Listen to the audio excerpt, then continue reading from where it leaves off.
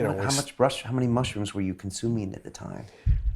Well, we were consuming a lot and pretty regularly, not so much in quantity, so much all the time, but we kind of incorporated them into our diet because so like we didn't lunch have and a dinner? lot to eat. We didn't bring enough food, and so we would kind of put them into the rice or the omelet or whatever. We didn't have a great deal of food, and they taste not bad, in the fresh form. So we were eating them quite regularly. Okay.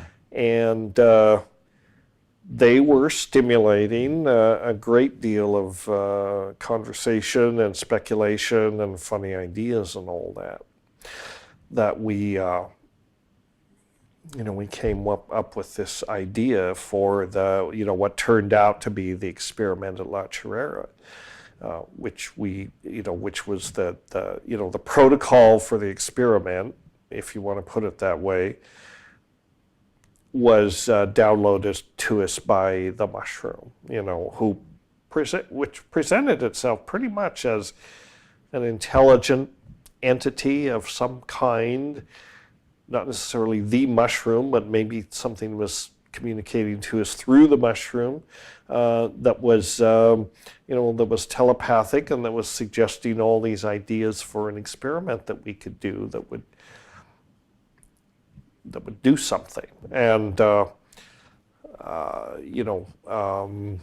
and so we were more or less taking our marching orders from that source and not really questioning it. And it's hard to talk about it. It's hard to explain the state we were in at the time, which is why I rarely discuss this in public, the details of the experiment at La CHORRERA, because it's hard to explain. I just say, read the book. It's all there, it's all dissected in the book. But anyway, the mushroom came up with a lot of funny ideas that we thought we could actually kind of act on and do this biophysical experiment involving singing to mushrooms and singing to our own DNA and using sound to create some kind of a material that was, partly mind and partly matter. And that would, be in some ways the ultimate artifact in a certain way. And, so even at this time, it's strange to try and explain all this. Right. In the book, you said, the experiment at La CHORRERA, you later wrote, was building a hyperdimensional vehicle out of the 4D transformation of my own DNA interlaced with the DNA of a mushroom. That probably doesn't even begin to explain it very well. Yeah, well, that was the basic idea. Okay, That's and what you it conducted was. these experiments while you were there. We did the experiments while we were there. Right. The mushroom egging us on to do these experiments. Over the course of days and days, or weeks and weeks? Yeah, over the course of days and days, these ideas took form, and then we actually performed the experiment one night, March 4th, 1971, and what we had predicted would happen did not happen, because it could not happen. It would have violated all kinds of physical laws.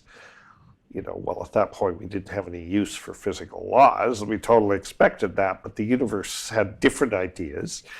It did not happen. But we had painted ourselves into a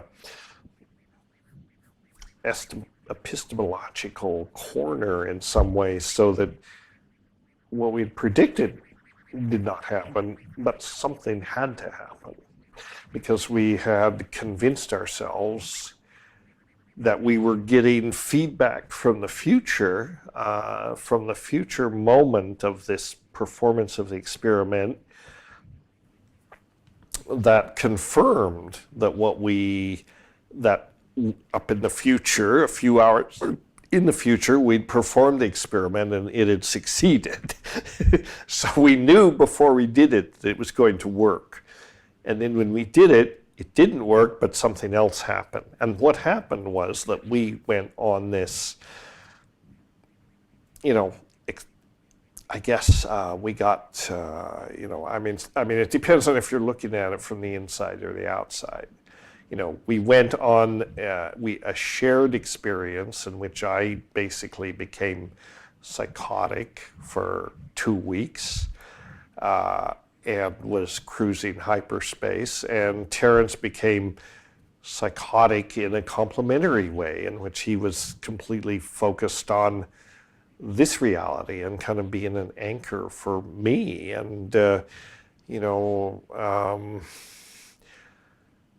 and it was like our companions by that time were not in this loop, and some of them were quite appalled at what was happening and thought, this is really spiraling out of control, and we need to get these two crazy people back into some kind of psychiatric intervention.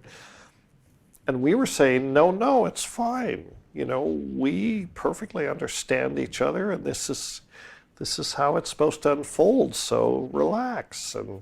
And fortunately that's what happened, because there was no way we could get to a hospital. We were in the middle of the jungle, so the process was able to play itself out. And were you consuming mushrooms for this entire time, for the 2 weeks? No, we're done with that. We were finished with that. We weren't continuing to eat mushrooms, but whatever biochemical processes we triggered continued. Okay. And it took about 2 weeks for everything to settle down and get back to normal, or more or less to baseline. I don't know that they ever got back to normal. They may still not be back to normal.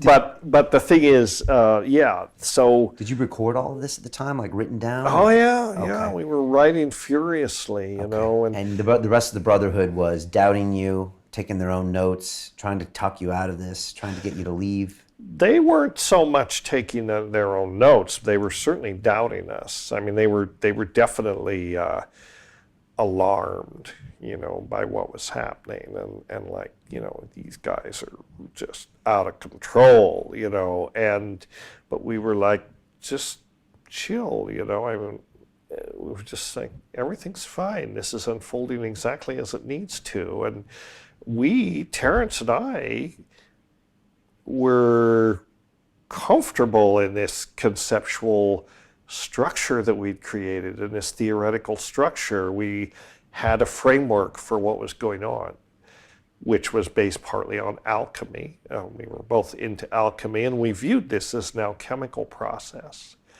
And the idea was to condense this thing, whatever it was, this mind-matter amalgam, which we call translinguistic matter, in a form that was visible. So it would be a visible artifact that we'd created out of mushrooms and sound and our own DNA, that we could actually, you could see it and be it at the same time.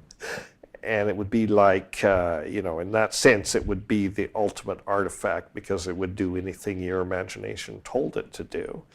Okay. And, so crazy stuff, right? But you weren't able to create that artifact. We were not able to no, we wouldn't even be here if that had been the case. But the experience of trying to do that brought you to another level. Drove us both crazy. Right. To watch the rest of this fascinating interview, click on the link below and go to londonrealacademy.com. There you can sign in with your social media, log in and watch the rest of the episode for free, along with all of our episodes on London Real, my webinars, and all of our premium content, all located over at londonrealacademy.com. So click on the link below, you'll be directed there, and you can watch the rest of this fascinating interview, and I'll see you there.